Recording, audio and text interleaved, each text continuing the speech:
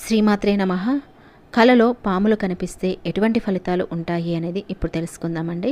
కలలో పాములు కనిపిస్తే మంచిదని, మన శక్తి సామర్థ్యాలకు పాములు కనిపించడం ప్రతీక అని సర్పశాస్త్రంలో ఉందండి. అయితే పాములు కనిపించే స్థితిని బట్టి వాటి ఫలితాలు ఉంటాయండి. కలలో పాము కాటేసి వెళ్ళిపోయి రక్తం వంటివి కనిపిస్తే మనకు మంచి జరుగుతుందండి.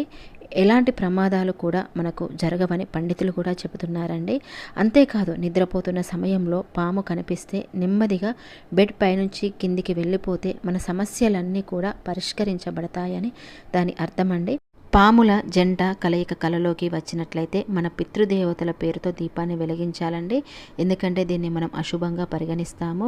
కలలో పాము భుజాలపై ఉన్నట్లు కనిపించినా, లేకపోతే పాము మనల్ని మింగుతున్నట్లుగా కనిపించినా కూడా అశుభంగా పరిగణించాలండి.